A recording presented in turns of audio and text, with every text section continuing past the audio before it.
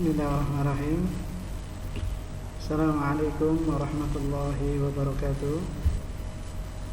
Alhamdulillah hamdan katsiran tayyiban mubarakan fih kama yuhibbu rabbuna wa yarda. Wassalatu wassalamu ala asyrafil anbiya'i wal mursalin wa ala alihi wa ashabihi wa man sara ala nahjihi wastanna bi sunnatihi ila yaumiddin. Amma ba'd. Anak-anakku sekalian yang dirahmati Allah Subhanahu wa taala, dimanapun kalian berada, semoga selalu dalam kondisi sehat walafiat.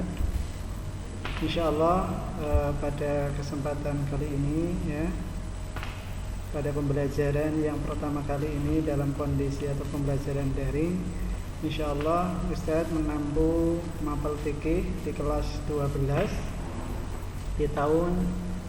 di semester pertama tahun ajaran 2020-2021 kelas 12. Materi apa saja yang akan kita pelajari selama satu semester ke depan insyaallah. Ada 4 bab yang akan insyaallah kita pelajari di semester pertama ini tahun ajaran 2020-2021.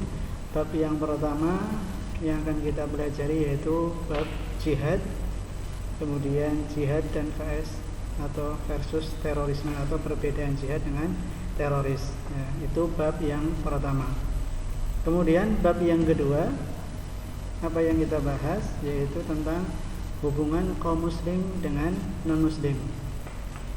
Kemudian di bab yang ketiga yang akan kita bahas ada 4 pembahasan, yaitu pengertian ilmu fikih, kemudian periode perkembangan ilmu fikih, kemudian madhab dalam fikih Islam, dan juga biografi pendiri 4 madhab. Kemudian bab yang terakhir atau bab 4 yang akan kita bahas di tahun ajaran 2020-2021 di semester pertama, yaitu tentang definisi ilmu usul fikih dan periode perkembangan usul fikih. Anak-anak sekalian yang semoga selalu dirahmati Allah Subhanahu wa taala, maka pada pembahasan kali ini ya, insyaallah kita akan membahas tentang jihad atau perbedaan jihad dan teroris. Ya. Pada pembahasan yang pertama kali ini yang akan kita angkat, yang kita bahas yaitu tentang jihad dan perbedaan jihad dengan terorisme. Apa yang akan kita bahas? Yang pertama dari sisi jihad, yaitu dari pengertian jihad ya, kemudian hukum jihad itu sendiri, kemudian keutamaan jihad, dan yang terakhir adalah adab saat berperang. Lalu nanti kita akan bahas tentang perbedaan jihad dengan terorisme. Sebelum memasuki materi ya, yang ingin Ustaz sampaikan, perlu dipahami bahwasanya jihad yang akan kita pelajari bukan jihad secara umum ya. Contoh jihad untuk melawan hawa nafsu, jihad melawan syaitan ya, atau jihad-jihad yang lain gitu. Untuk dalam termasuk talabul ilmi, kalian juga menuntut ilmu termasuk bagian dari jihad ya. Berbakti kepada orang tua juga termasuk bagian dari jihad.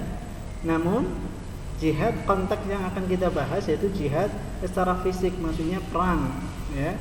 Makanya akan kita bahas dari sisi pengertian. Kalau secara makna, kalau kita bisa kembangkan jihad itu sangat luas maknanya ya, namun akan kita bahas lebih spesifik ya, jihad yang kita maksud adalah jihad perang. Maka yang pertama yang akan kita bahas yaitu tentang pengertian jihad itu sendiri dari sisi bahasa dan juga sisi istilah.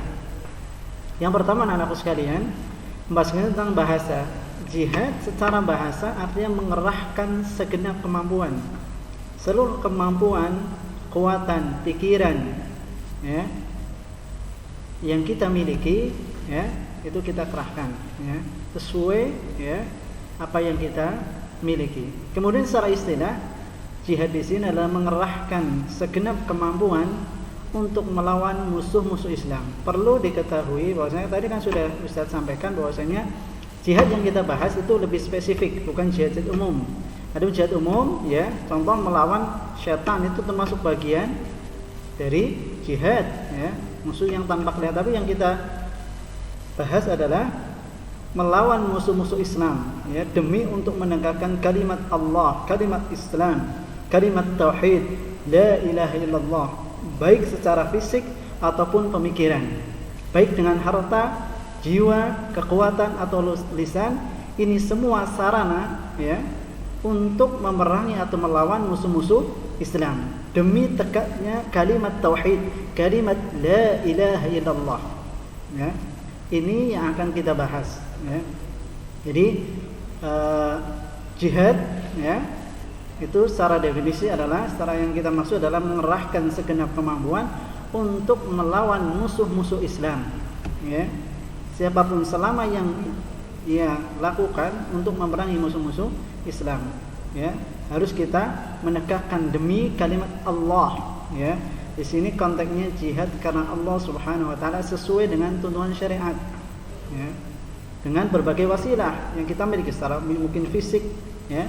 Kita korbankan, kita kerahkan fisik kita yang memiliki fisik, kemudian pikiran, ya, kemudian harta, kemudian jiwa, nyawa dan kekuatan apapun ataupun lisan untuk memerangi atau melawan musuh-musuh Islam. Itu tentang definisi pengertian jihad. Kemudian setelah kita memahami yang kita bahas, yaitu masalah jihad, itu dari sisi hukum, ya. Hukum jihad itu sendiri ada dua, ya. Yang pertama fardu kifayah, ya, fardu kifayah, ya, seperti wajib, ya. Namun apabila sekelompok kaum, ya, kelompok orang sudah mengerjakan, ya, maka kaum muslimin yang lain gugur kewajibannya. Seperti contoh sholat jenazah, apabila ada yang sudah mensolati, ya, melaksanakan sholat jenazah, maka yang lain gugur, ya. Contoh masalah azan juga, ya, azan juga termasuk wajib, ya, termasuk fardu kifayah, ya. Maka apabila ada sudah salah satu orang yang azan, ya, maka yang lain gugur. Baik, hukumnya kapan, ya, fardu kifayah, ya. Di sini yang pertama harus mendapatkan izin orang tua, ya, apabila jihad itu adalah fardu kifayah, ya. Ketika seseorang ingin berangkat, ya, ke negeri orang-orang musyrik, orang-orang kafir, ya, memang musuh-musuh Islam, ketika dia masih memiliki orang tua, ya, maka baiknya ia izin terlebih dahulu kepada orang tuanya. Kemudian yang syarat yang kedua yaitu izin orang yang memberi hutang. Nah, ini sangat penting terkait masalah hutang ini, ya. Kenapa orang yang mau berangkat jihad, ya, harus izin, ya, orang yang pernah memberikan hutang, ya. Karena khawatir kita tidak tahu, barangkali kita berangkat jihad kemudian kita tidak bisa kembali lagi, ya, mungkin hanya pulang dengan nama saja, ya, meninggal di medan peperangan.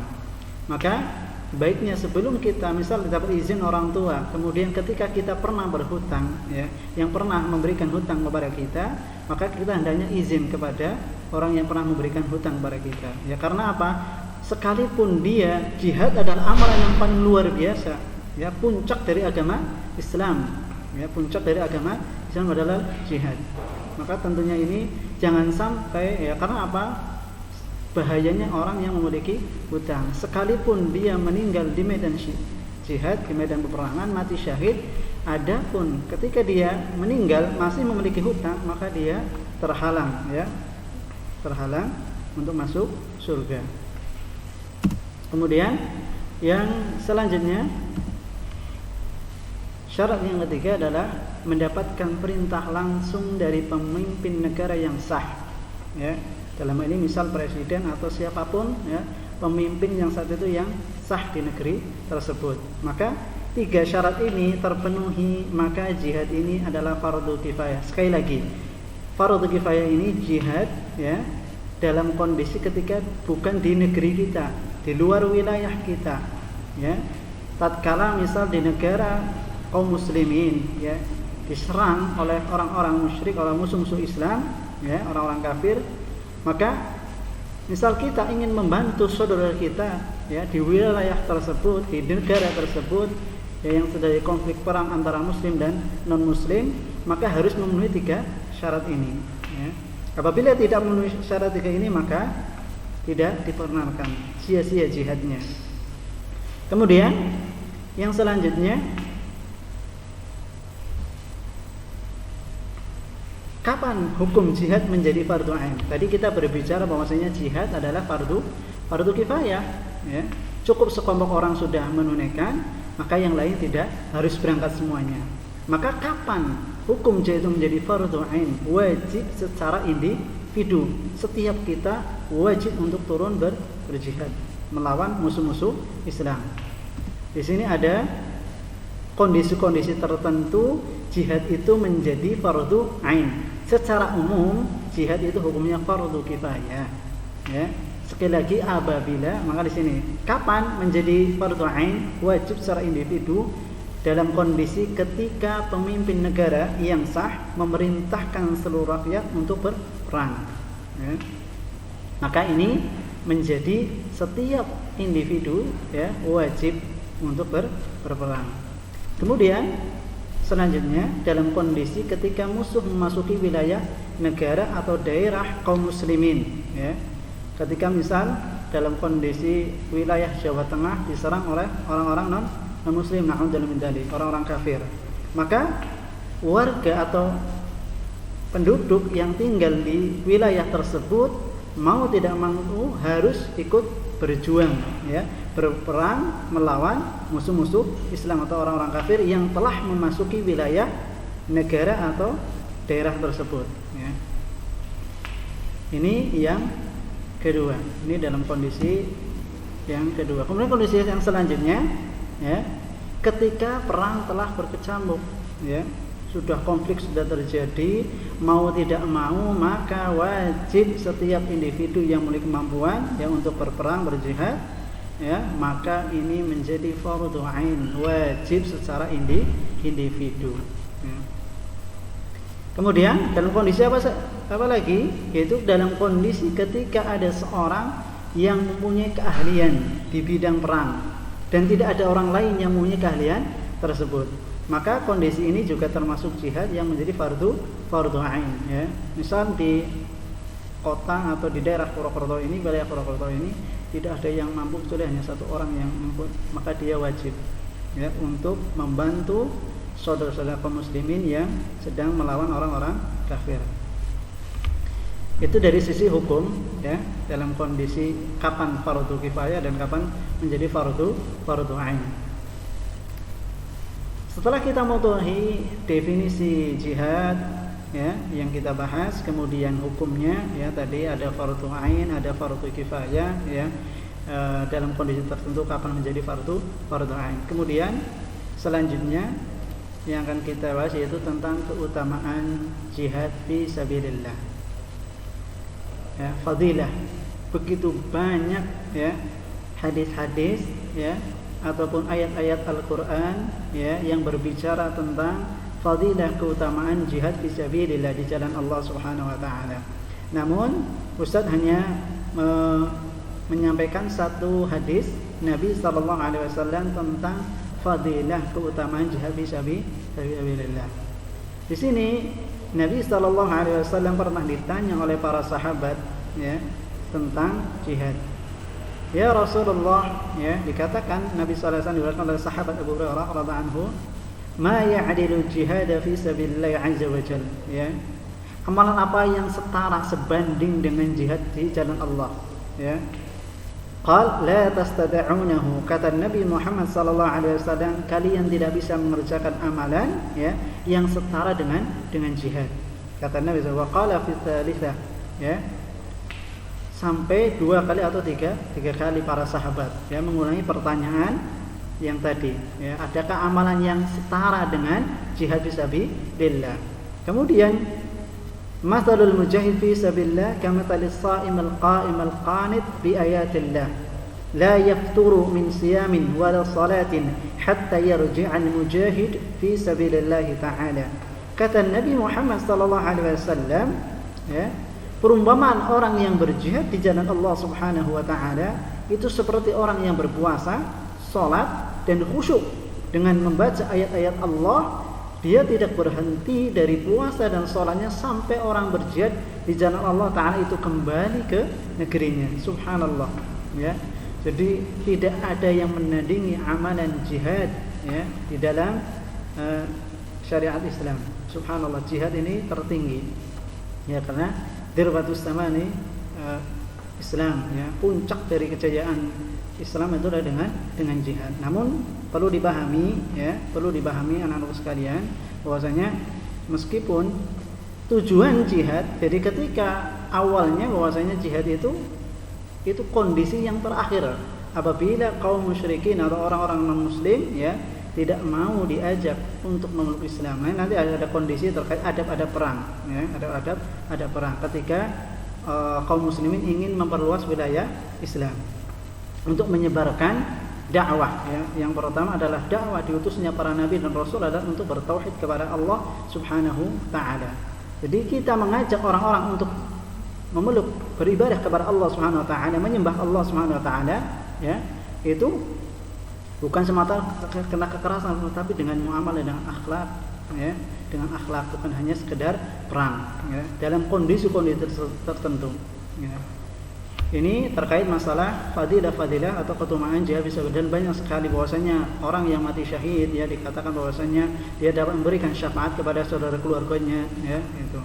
Subhanallah, bahkan disambut oleh banyak bidadari. Sampai dikatakan ada kurang lebih 71 bidadari yang menyambut orang-orang yang meninggal atau yang mati syahid di jalan Allah Subhanahu wa taala. Tentu ini kalau kita bahas pada kesempatan ini sangat banyak sekali, bisa nanti kalian bisa baca-baca tentang keutamaan fadilah jihad fi sabilillah.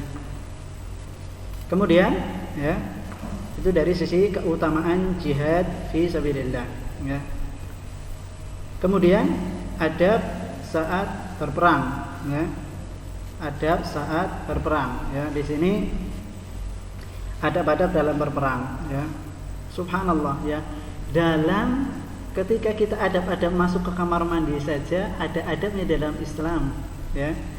Apalagi dalam kondisi yang sangat luar biasa dalam peperangan ini, ya. Hanya sepele saja kita masuk ke tempat kotor aja ada adabnya, apalagi tentunya Islam ataupun Nabi kita Muhammad SAW telah menjelaskan, ya, itu semua, ya. Maksudnya Nabi SAW sering melakukan berperang di jalan Allah Subhanahu wa taala, ya. Adab yang pertama bahwasanya memang banyak sekali adab-adab, ya, dalam perang ini, ya. Namun Ustaz hanya menyebutkan beberapa saja, ya. Yang pertama adalah berperanglah kalian dengan nama Allah Subhanahu wa taala di jalan Allah. Jadi niatkan adab yang pertama ini tujukan hanya untuk Allah Subhanahu wa taala, tidak mengharap yang lain, tidak mengharapkan ghanimah, rampasan perang dan seterusnya. Tapi betul-betul tujuannya hanya untuk Allah Subhanahu wa taala, untuk meninggikan kalimat tauhid, kalimat la ilaha illallah. Kemudian yang selanjutnya yaitu janganlah kalian berkhianat, ya. Ketika berperang jangan sampai, ya, kita berkhianat, ya. Kemudian yang selanjutnya janganlah kalian mengingkari janji, ya. Jangan sampai mengingkari janji ketika kita ingin berperang. Usaha janjian berperang akan waktunya kapan, tapi berbeda. Waktunya siang ternyata menyerang di waktu malam. Kemudian janganlah kalian membunuh anak-anak. Subhanallah, ya. Di sini anak-anak tidak boleh dibunuh, ya. Kata Nabi SAW, jangan kalian bunuh anak-anak, wanita dan orang-orang tua, ya. Kemudian adab yang selanjutnya, bahkan pepohonan pun yang menyawa itu tidak boleh kita sakiti, ya. Apabila kecuali kalau orang tua atau wanita memang dia ikut terjun berperang untuk menyerang kaum muslim, maka itu lain cerita dalam kondisi itu. Tapi pada umumnya wanita, anak-anak, orang tua tidak boleh kita serang. Maka kondisi yang sebenarnya ada yang berbeda jika kalian berjumpa, ketika kaum muslimin berjumpa dengan musuh-musuh, ya, musuh-musuh Islam dari kalangan orang-orang musyrik, maka yang pertama subhanallah, ini Rasul memerintahkan untuk mengajak mereka kepada Islam pertama, ya, bukan dengan kekerasan dulu, dalam mengajak mereka berkenan terimalah. Kalau mereka menerima keislaman, maka tentu kita sebagai kaum muslimin tidak boleh, ya, sama sekali melakukan kekerasan kepada orang-orang yang menerima Islam. Maka sebenarnya janganlah kalian apa-apakan mereka. Ini perintah Nabi SAW, ya. Kemudian kondisi apa ketika mereka enggan terhadap Islam. Ini kondisi sebaliknya, maka mintalah jizyah dari mereka. Jizya itu upeti, ya, itu upeti atau pajak yang diberikan oleh dia tinggal di negeri Muslim, ya. Apa mereka terkena, terimalah jizya dari mereka dan jangan apakan mereka, ya. Kemudian jika mereka enggan membayar jizya, maka mintalah pertolongan kepada Allah dan perangilah mereka. Ya, ini kondisi-kondisi ya, yang terakhir, ya. Itu subhanallah yang diambil oleh Rasulullah SAW. Di sini awalnya dakwah, ya, bukan tujuannya untuk memusuhi, untuk membumi hanguskan atau menghancurkan orang-orang musyrik. Tentunya awalnya adalah bertauhid, dakwah awalnya, dakwah. Ketika kaum muslimin atau orang-orang musyrik ini, orang-orang musyrik, orang-orang kafir enggan, ya, untuk memeluk ajaran Islam, ya, tidak mau membayar jizyah, kemudian memerangi, maka Rasulullah SAW kemudian perangilah mereka dengan meminta pertolongan kepada Allah Subhanahu wa taala. Inilah pembahasan kita terkait masalah jihad. Maka di sini akan Ustaz putarkan, ya, makna jihad yang benar, ya. Ada video di sini disampaikan oleh Ustaz Syafiq Reza Basalama. Kita saksikan bersama-sama videonya agar lebih memahami makna jihad yang sesungguhnya itu bagaimana. Donasi.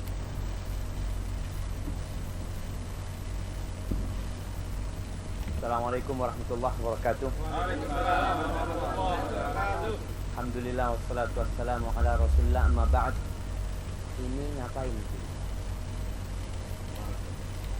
Olahraga biar kuat. Masya Allah. Jadi Rasul SAW mengatakan al-mu'minul qawi khairun wa ahabbu ilallah minal mu'minul dha'if wa fi kullin khair. Seorang mukmin yang kuat itu lebih baik dan lebih dicintai Allah daripada mukmin yang lemah. Wa fi kullin khair. Tapi di setiap orang yang beriman itu ada kebaikan. Maka seorang muslim memang dituntut untuk kuat, tapi bukan hanya fisik. Kekuatan pertama adalah kekuatan iman. Ketika seorang bisa, kalau anda lihat kan antum kayaknya mau perang. Masya Allah. Kekuatan yang pertama adalah tatkala seorang bisa memerangi nafsu dia. Karena pada hari kiamat kelak apa kata Allah Subhanahu wa taala, wa amma man khafa maqama rabbih wa nahan nafsa 'anil hawa fa innal jannata hiyal ma'wa. Adapun orang yang takut dengan maqam Rabb, dia akan diberdirikan di hadapan Allah Subhanahu wa taala dan dia menahan nafsunya, maka buat dia surga yang kekal dan abadi di sana. Jadi kekuatan yang pertama adalah kekuatan iman. Yang kedua, kekuatan ilmu. Seorang mukmin yang berilmu akan diangkat derajatnya daripada mukmin yang kuat fisiknya tapi tidak berilmu. Kita lihat orang-orang yang berilmu di mana tempat mereka? Di depan. Imam itu mesti yang aqra'uhum li kitabillah.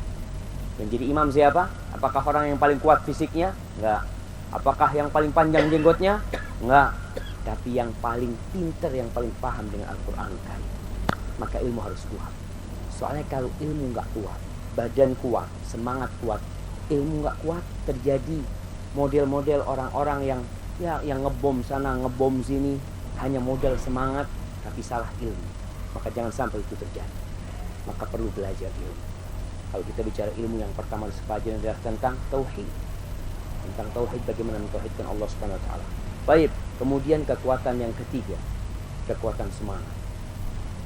Karena orang kalau semangatnya lemah, ya jangan bicara berjuang di jalan Allah Subhanahu wa taala. Subuh ae ora kang. Semua sholat subuh di masjid? Insyaallah. Insyaallah besok. Kalau tadi iya apa enggak jawabannya? Insyaallah.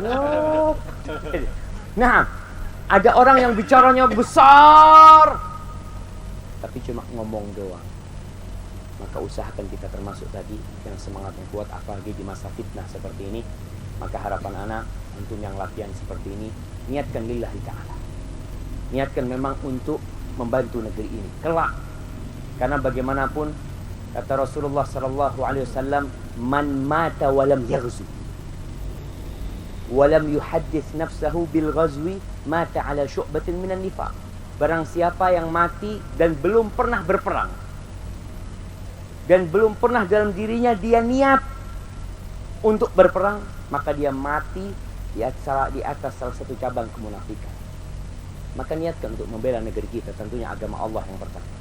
sehingga tatkala kita dibutuhkan, alhamdulillah. Dan menjaga negeri ini, atau orang-orang yang menjaga negeri ini bukan hanya yang pakai seragam seperti yang itu kan cuma ya seragam-seragaman kan, pemain cadangan. Sejatinya yang menjaga negeri inilah orang-orang yang beriman, yang berilmu. Karena kalau kita bicara musuh yang datang, mungkin tentara bisa menghadapi. Tapi kalau yang datang adalah bencana yang Allah kirimkan, siapa yang menghadapi? Apa kira-kira antum bisa menahan datangnya tsunami? Bagian ini tsunami datang ditembakin tsunami, tidak ada. Tentara, polisi ada tsunami kabur semuanya. Bahkan mereka hanya bisa berteriak, selamatkan diri kalian sendiri. Maka salah satu cara menyelamatkan adalah dengan tadi menjaga diri dari dosa-dosa ya. Selamatkan negeri kita ini dengan antum berusaha untuk senantiasa mendekatkan diri kepada Allah Subhanahu wa taala, senantiasa berzikir, dan pada akhirnya Allah Jalla Jalaluhu mengatakan, ya ayyuhalladzina amanu khudhu hidrakum. Wahai orang-orang yang beriman, kalian harus mengambil persiapan kalian. Hati-hati. Ada orang-orang yang tidak akan pernah ridha dengan agama Allah Subhanahu wa taala. Ada orang-orang yang tidak akan ridha umat Islam berada di atas ketaatan kepada Allah Subhanahu wa taala. Maka siap-siap kalian. Kemudian Allah mengatakan, wa'iddu lahum mastata'tum min quwwah. Persiapkan untuk menghadapi mereka segala macam kekuatan. Jadi antum latihan ini tadi jangan sampai disalahgunakan, jangan sampai antum akhirnya juga ya diselewengkan oleh orang-orang yang mungkin ingin memancing di air keruh, karena perawakannya antum kan model-model teroris ini kan. Jenggoten, Masya Allah, pas semangat, maka silahkan antum latihan, kembali niatkan lillahi ta'ala, olahraga, dan jangan sampai kita termasuk orang-orang yang riak dalam beramal. Karena sayang kalau orang harus capek berlelah diri, kemudian pada hari kiamat semua amalannya gugur buat dia. Baik, jangan lupa belajar, fikih giat dipelajari, fikih yang lain dipelajari, sehingga dalam kehidupan ini satu slogan yang kita senantiasa ingat, inna sholati wa nusuki wa mahyaya wa mamati, buat siapa? Lillahi rabbil alamin.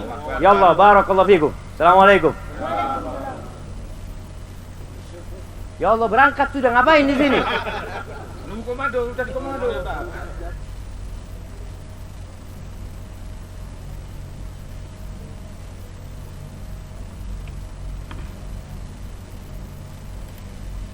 Donasi dakwah Yufid. Ya, itu tadi ya penjelasan dari Ustadz Syafiq Reza Basarama terkait makna jihad yang benar. Kemudian setelah ini ya setelah kita memahami makna jihad yang sesungguhnya ya, kita melanjut ke perbedaan teroris dan jihad. Ya tentu sangat-sangat berbeda ya. Jihad karena Allah, kalau teroris ini untuk merusak ya. Bisa kita lihat di sini ya. Kalian bisa lihat jihad secara umum sifatnya merupakan perbaikan, islah ya, sekalipun dengan cara perangan. Konteksnya adalah untuk meninggikan kalimat Allah SWT. Tujuannya menekan agama Allah atau membela hak-hak pihak yang terzalimi. Kemudian dilakukan dengan mengikuti aturan yang ditentukan oleh syariat dengan sasaran musuh yang sudah jelas ya. Berbeda dengan teroris, sasarannya siapa ya. Kemudian perhatikan, ada pun teroris di sini ya, sifatnya merusak, berbeda dengan jihad, sifatnya adalah islah, perbaiki dan menciptakan kekacauan. Ini motifnya atau tujuannya terorisme. Tujuannya untuk menciptakan rasa takut atau menghancurkan pihak lain ya, bom sana bom sini, dan melakukan tanpa aturan ya. Mereka orang-orang atau pelaku teroris ini melakukan tanpa aturan dan tanpa sasaran yang jelas atau tanpa batas ya, anak kecil semuanya ya, semuanya menjadi sasaran. Sangat berbeda ya. Kemudian perhatikan dari sisi ini ya, subhanallah, hukum melakukan teror jelas, teror saja ataupun bercanda ya, maka ini tidak dibolehkan, bahkan haram baik dilakukan oleh orang, kelompok ataupun negara ya. Kemudian hukum melakukan jihad adalah wajib dengan syarat tertentu tadi. Wajib ada dua, wajib fardu kifayah dan fardu ain, sudah kita jelaskan ya. Baik, jelas ya, ini sifatnya atau perilaku terorisme ya. Bom sini, bom sana ya, bom bunuh diri, hukumnya jelas haram ya, meskipun yaitu di medan perang ya. Karena apa? Mencelakakan diri sendiri ya, dilakukan di daerah atau maupun di daerah yang lain ya.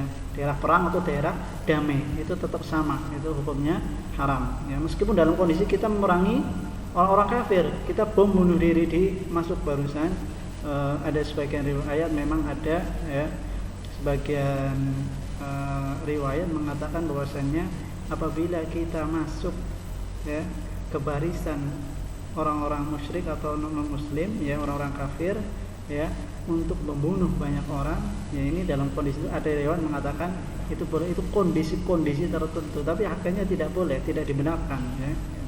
Wallah alam, riwayat lemah ataupun sahih Ustaz masih belum pasti ya, riwayat yang mengatakan bahwasanya ada seorang yang masuk ke barisan orang-orang kafir ya, kemudian meledakkan dirinya untuk menghancurkan orang kafir. Yang ini akhirnya bunuh diri tidak dibenarkan. Ya. Baik, itu saja yang bisa kita bahas pada kesempatan kali ini. Ya, kesempatan kali ini semoga bermanfaat. Ya, semoga bisa dipahami terkait makna jihad ini. Ya, di pertemuan pertama ini, ya Ustaz hanya menyampaikan tolong diperhatikan materi-materi yang sudah kita bahas ya, yang saya sampaikan yaitu tentang jihad, apa pengertian, kemudian hukumnya, kemudian fadilahnya, keutamaan jihad, dan juga adab-adab perang ya, bisa kalian nanti lebih ini bisa kalian baca di modul fikih kelas 12 ya. Maka ini yang bisa kita bahas pada kesempatan kali ini. Maka kita tutup dengan doa kafaratul majlis, semoga bisa dipahami apa yang Ustaz sampaikan ya. Rabbi Allahumma la sahla illa ma ja'altahu wa anta wa la sahla illa sahla. Kita tutup dengan doa kafaratul majlis.